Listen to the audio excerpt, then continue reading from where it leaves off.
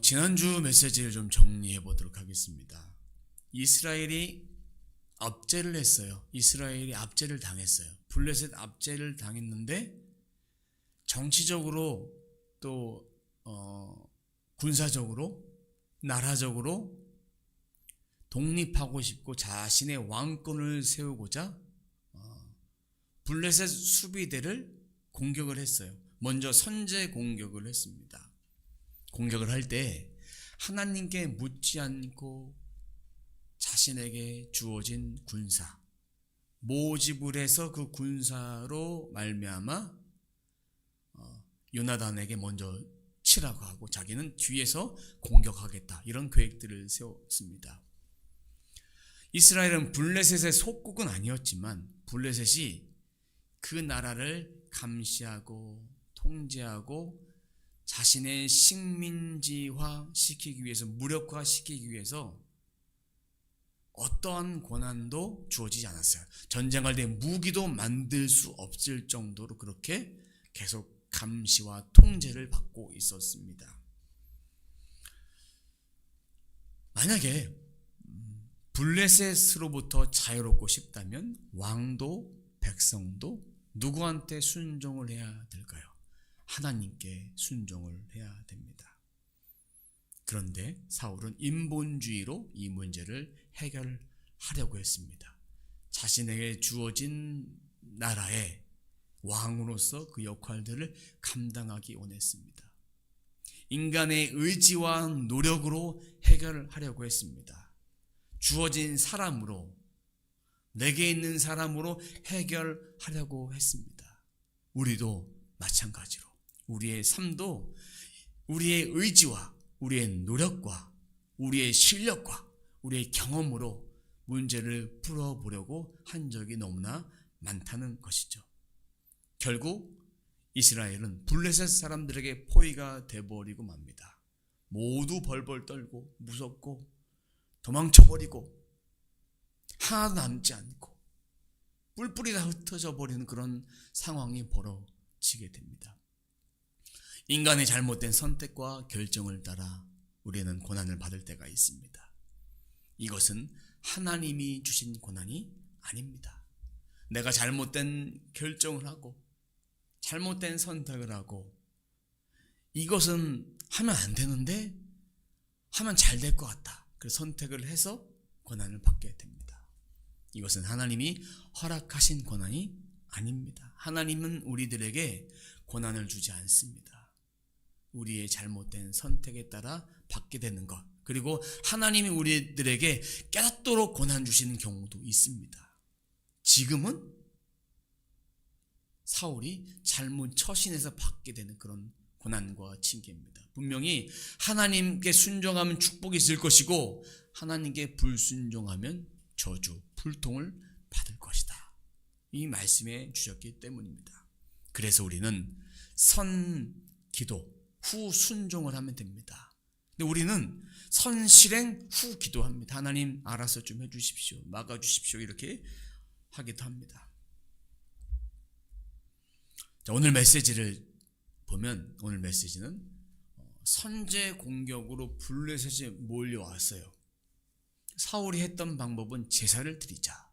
왜냐하면 미스바에서 사무엘이 하나님께 제사를 올렸을 때에 블레셋이 모두 다 쫓겨가고 두렵고 그리고 블레셋 전투에서 승리를 했기 때문에 사무엘이 사울에게 7일 동안 기다려라, 1회 동안 기다려라. 근데 그것을 기다리지 못하고 제사를 드렸던 것입니다. 이 기간은 인내의 기간입니다. 지금 상황 속에서 하나님을 신뢰할 것이냐, 인간적인 방법을 신뢰할 것이냐, 하나님이 달아보시는 시간입니다. 인내하지 못해서 사울은 결국 폐위되고 맙니다. 이것이 바로 다윗을 하나님이 세우시기 위한 과정으로 쓰신 것입니다. 불순종의 결과로 백성은 두려움에 빠지고 나라는 혼란에 빠지고 백성들은 뿔뿔이 흩어집니다. 오늘 본문 말씀을 중심으로 말씀을 한번 풀어보도록 하겠습니다. 8절 말씀 함께 읽습니다. 사울은 사무엘의 말대로 이레 동안 사무엘을 기다렸으나 그는 길갈로 오지 않았다. 그러자 백성은 사울에게서 떠나 흩어지기 시작하였다. 요나단이 블레셋 수비대를 선제 공격을 했어요. 그 소문이 블레셋에 들어갔어요. 전령들이 이미 이스라엘에 쳐들어오니까 전령이 이미 블레셋 가서 이 사실을 다 알렸죠. 그래서 블레셋이 공격을 준비해서 이스라엘을 둘러싸이게 합니다. 둘러싸였다. 블레셋이 왔다. 이 소식을 듣고 백성들은 두려워서 사울을 점점 떠나가기 시작합니다. 그 상황 속에서 약속한 날짜가 다 되어져 가는데 사무엘이 오지 않는 거예요. 길갈로 오지 않는 거예요. 그러니까 사울은 스스로 제사를 드리려고 합니다. 이 일주일의 시간이 인내의 시간입니다. 하나님이 달아보는 시간인데 사울에게는 한 달 같고 1년 같고 10년과 같이 그렇게 힘든 시간이 되었을 것입니다. 사람은 문제, 어려움 당하면 그 문제에 몰두합니다. 일어나지도 않는 그런 일들을 막 상상합니다.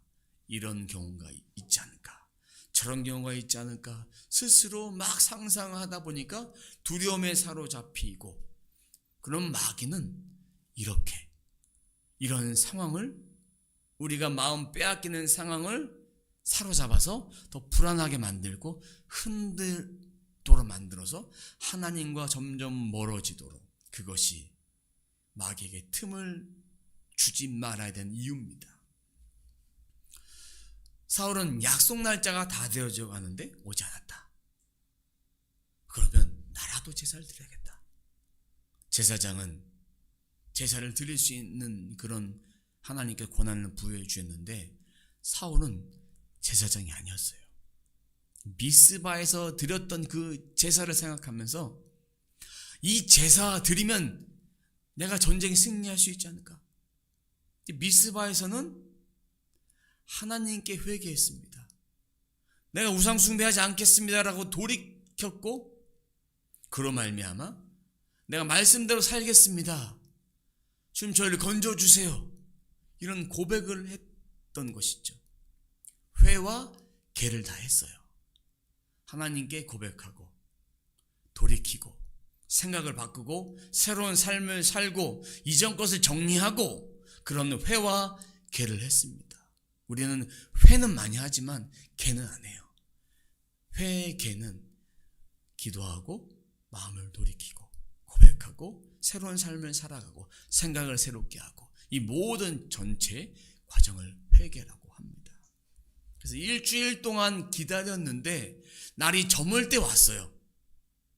저물 때. 참을성 없는 사울. 온다고 했으면 믿어야 됩니다. 선지자의 말을 안 믿는 것은 하나님의 말씀을 믿지 않는 것 같습니다. 왜? 당신은 선지자를 통해 말씀을 받는 시대입니다. 간헐적으로 기름 부음이 있는 왕을 통해서도 전달이 되지만 하나님의 메시지는 선지자를 통해서 옵니다. 하나님을 경외했다면, 두려워했다면 제사도 드리지 않았을 것입니다. 하나님을 믿지 못하는 그런 행동이 바로 인본주의적인 행동입니다. 백성이 뿔뿔이 흩어지기 시작하고 두려워하니까 내게 백성이 얼마 남지 않을 것 같다는 그런 생각 때문에 제사를 드려서 전쟁을 해야겠다. 이스라엘 백성이 이전에도 전쟁에 패배했을 때 법궤를 가져다가 그럼 승리하겠지. 법궤를 빼앗겨 버렸어요. 그런 일이 있었습니다. 사무엘상 초반부에 그런 일이 있었습니다.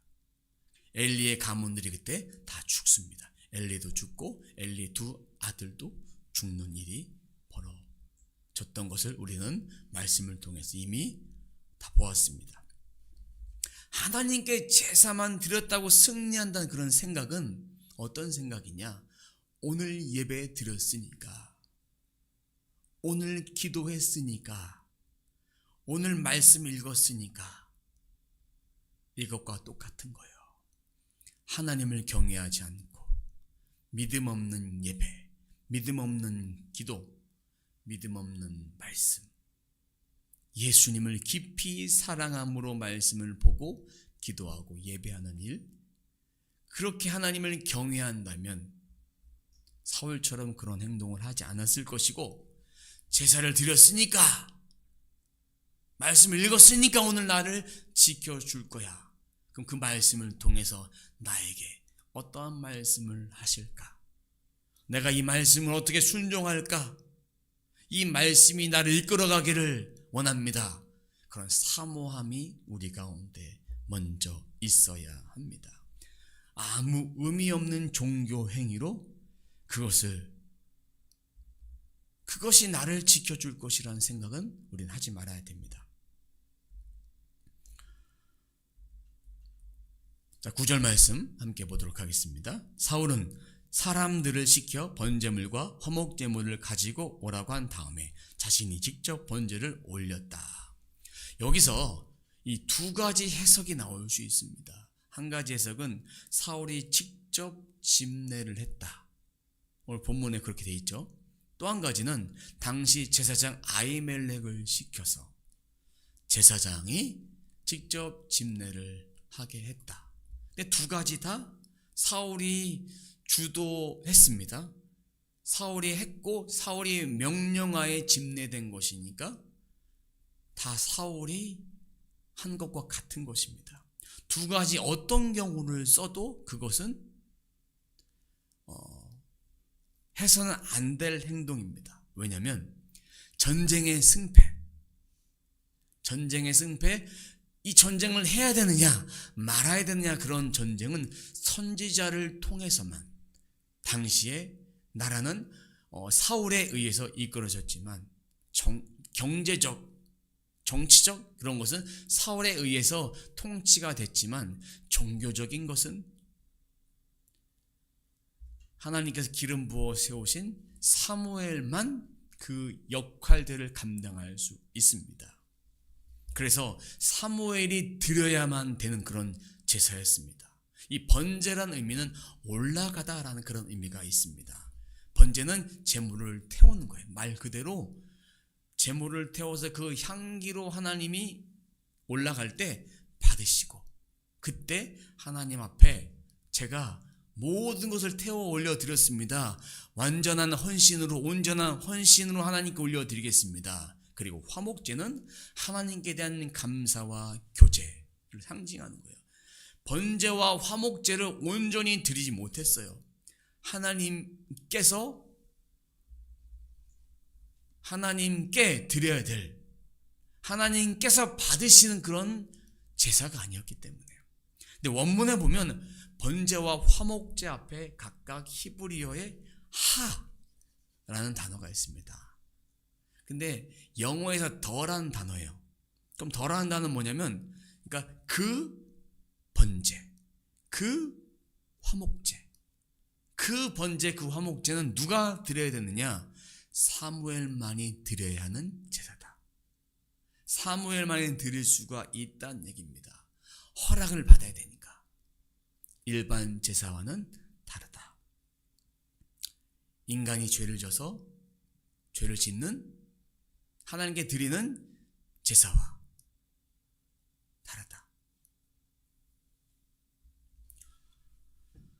선지자를 통해서 메시지를 받아야 되니까 사무엘 선지자만 해야 되는 그런 규례를 무시한 거예요.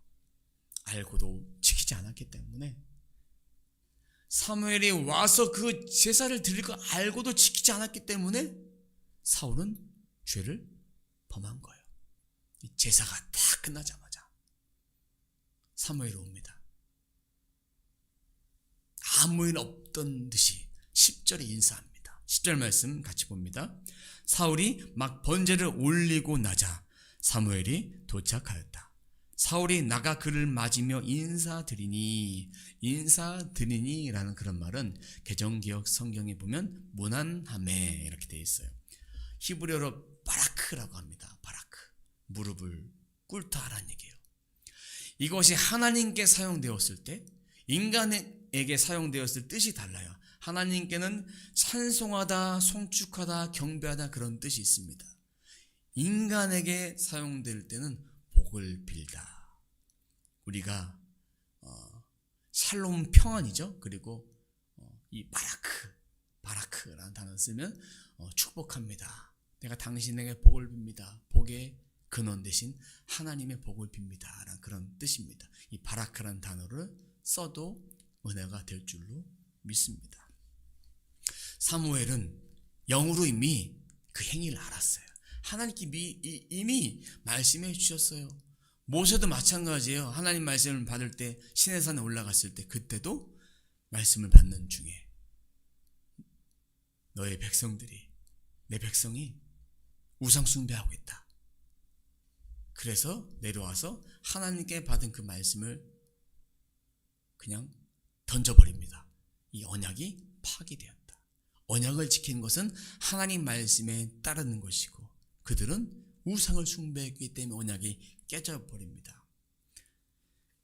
그래서 이스라엘 백성이 했던 것을 이미 사무엘은 다 알고 있었습니다. 영으로 주님이 말씀해 주셨기 때문에.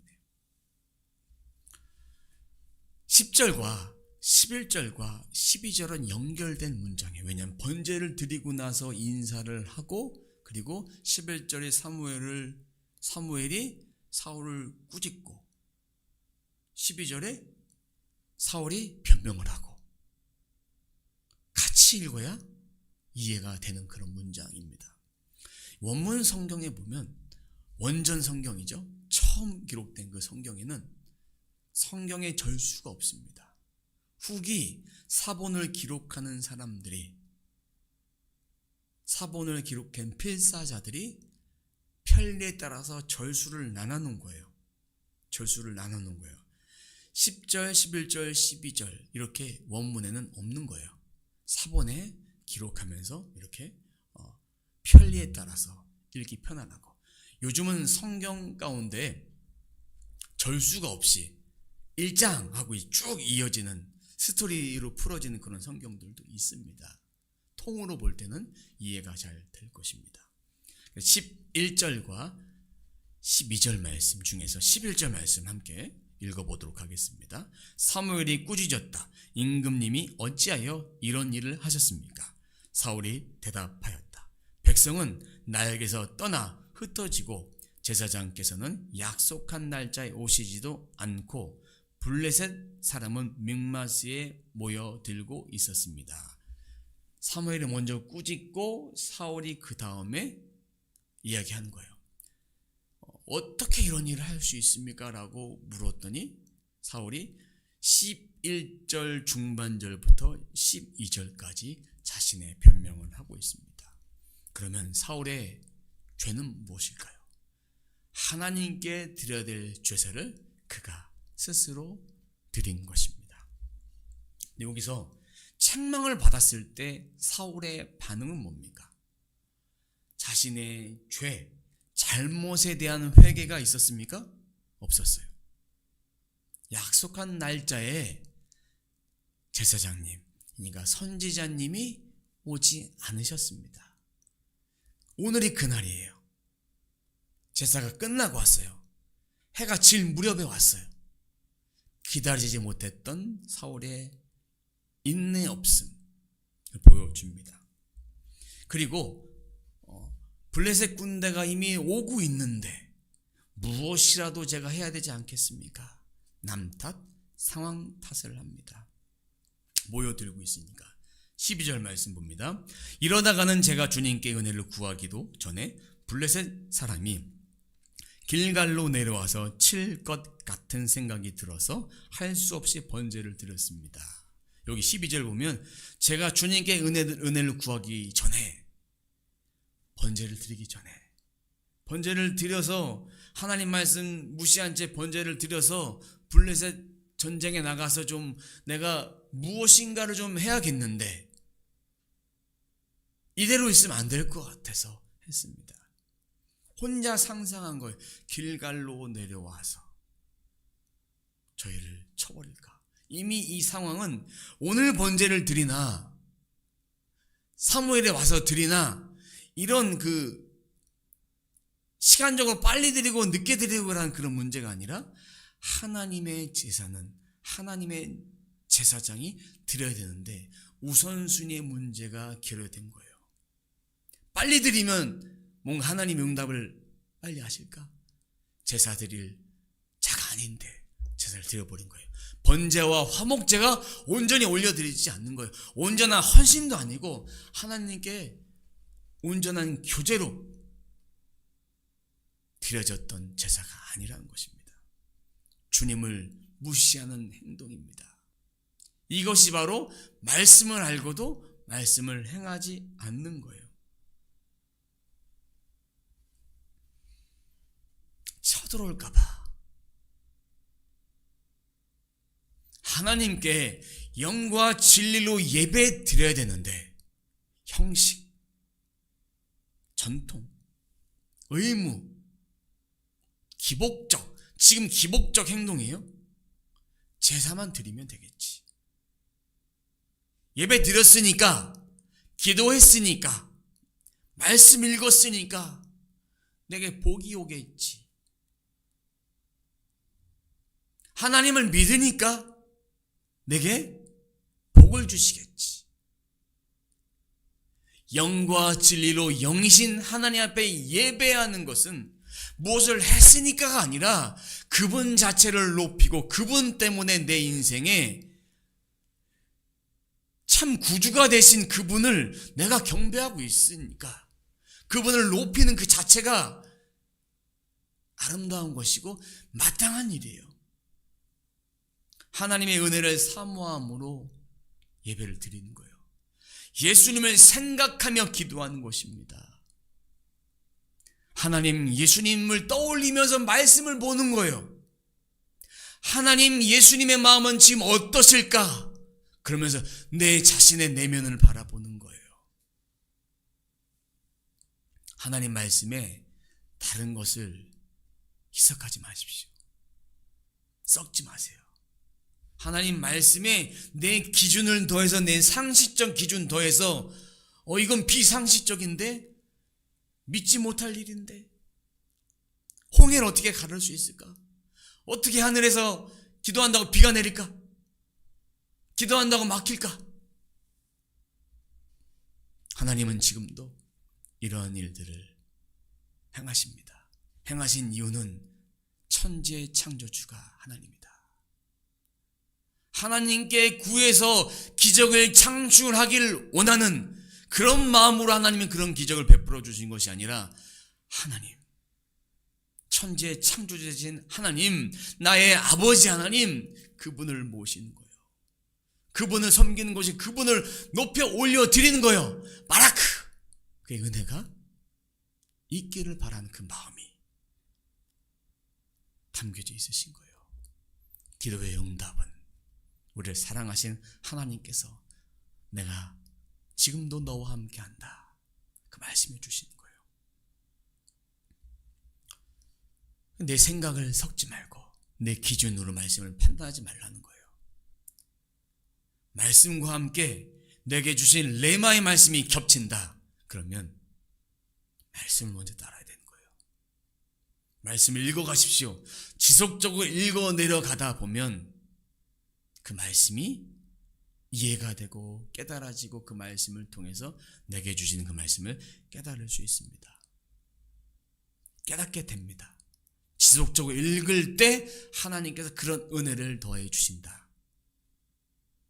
어느 날은 은혜가 돼서 더 읽을 수 있어요. 더 읽으십시오.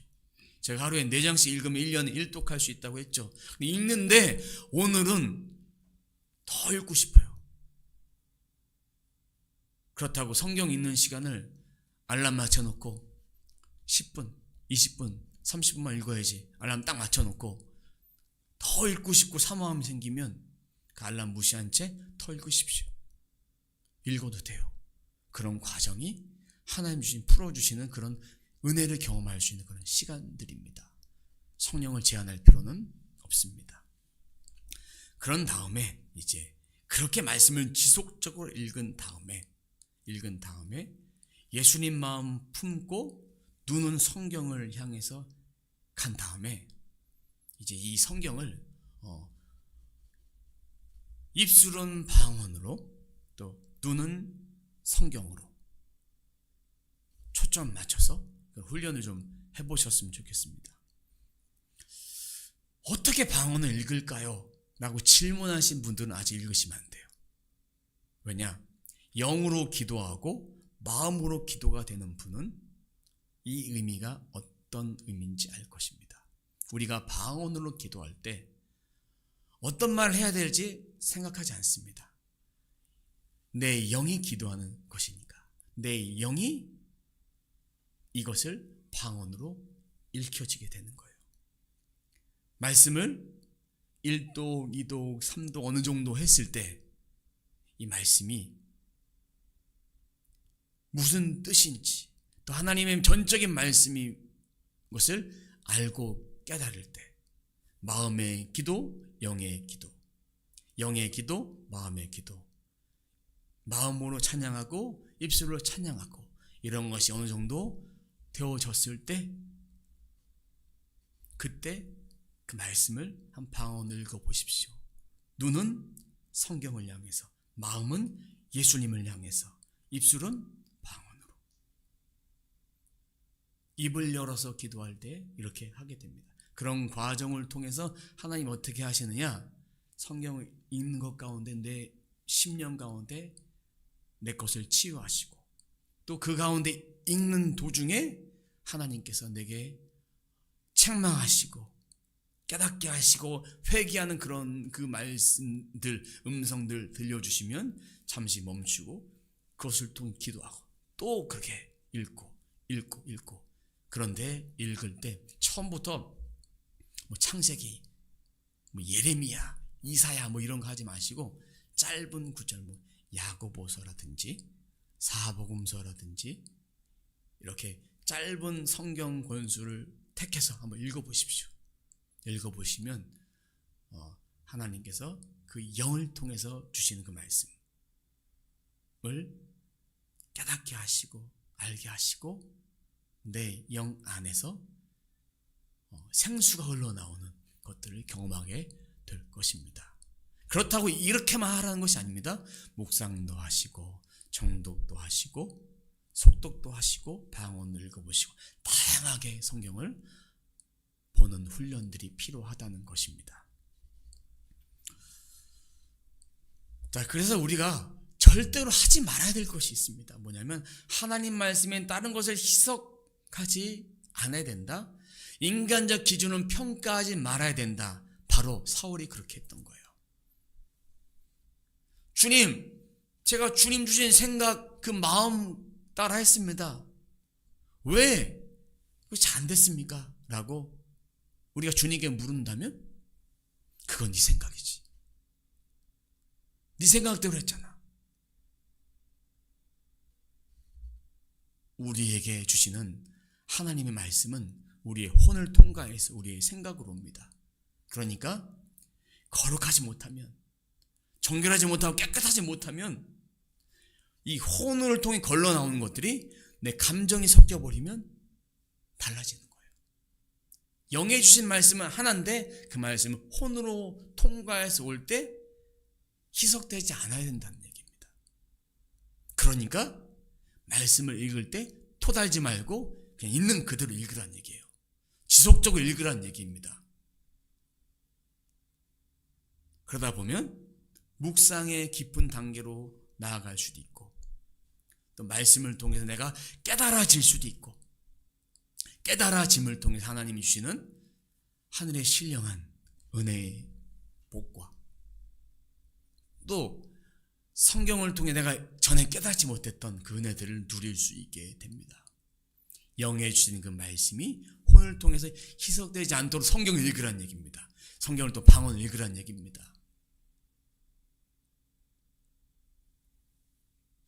그래서 지속적으로 하나님 앞에 말씀을 통해서, 가까이 감을 통해서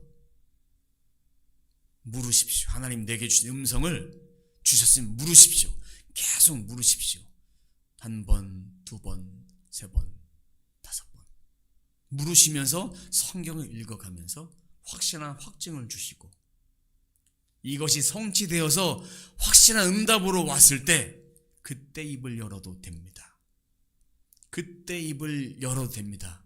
하나님이 잠잠하라 말씀하시면 잠잠하십시오. 그때까지 기다려야 됩니다.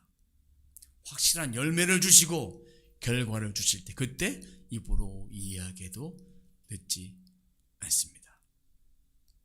사울은 자기가 자기 생각에, 자기가 느껴지는 대로, 이 상황대로 설레발치다가 상황 보고 형편 보고 그렇게 하다가 해서는 안 될 제사를 드려버립니다. 회개하지 않았습니다. 그러니까 왕위가 계속 되지 않고 끊어집니다. 만약에 사울이 하나님 앞에 순종했다면 그 왕위가 지속되어졌을 것이다. 이렇게 말씀에 기록하고 있죠. 그 얘기는 사울이 불순종할 것을 하나님은 아셨다는 것입니다. 불순종할 것을 아셨다. 계속되지 못할 것이다. 이미 구하여 얻은 왕이기 때문에 온전하지 못하다. 다윗을 통해서 하나님이 왕으로 세우셨고, 그 이유는 다윗의 자손 예수 그리스도가 이 땅에 오실 것을 미리 구약에 예언된 그 말씀이 성취되게 하기 위해서 그렇게 하신 거예요. 내 마음에 맞는, 내 마음에 합한 영도자 다윗을 하나님은 세우십니다. 이렇게 얘기했는데도 사울은 고개를 숙이지 않아요. 회개하지 않아요. 자신의 계획대로 행동합니다. 자신의 계획대로. 하나님이 생명이고 구원이고 축복이고 평안인데 자신의 계획대로 행동합니다. 이것은 다음 주에 이어서 보도록 하겠습니다. 오늘 말씀의 결론을 맺도록 하겠습니다. 내 생각에는 아무리 괜찮아 보여도, 아무리 좋아 보여도, 문제가 없어 보여도 하나님은 아니라는 거예요. 내 생각과 하나님 생각이 다르다. 그러니까 진리의 말씀을 계속 읽어가면서 하나님의 선명한 음성이 들릴 때까지 하나님 말씀을 내 영에 채워야, 내 혼에 채워야 그 말씀을 통해서 내 영혼의 평안을 누릴 수 있고 내 영혼의 참된 소망이 무엇인지를 깨닫고 내가 어떻게 살아야 될지를 비로소 알게 되는 거예요. 하나님의 영광을 위해서 바라크의 삶을 살 수 있게 됩니다. 그런데 하나님은 자기 마음대로 행하는 사람들을 지켜보십니다. 죄 짓는 사람들을 지켜보십니다. 헛된 것을 쫓는 사람들을 지켜보십니다. 그것은 인정하는 것이 아닙니다. 허용하는 것이 아닙니다. 하나님의 은혜를 깨닫도록 하나님이 아니면 안 되는구나, 이거를 깨닫게 하시는 거예요. 하나님 앞에 돌아올 수 있는 기회를 주시는 거예요.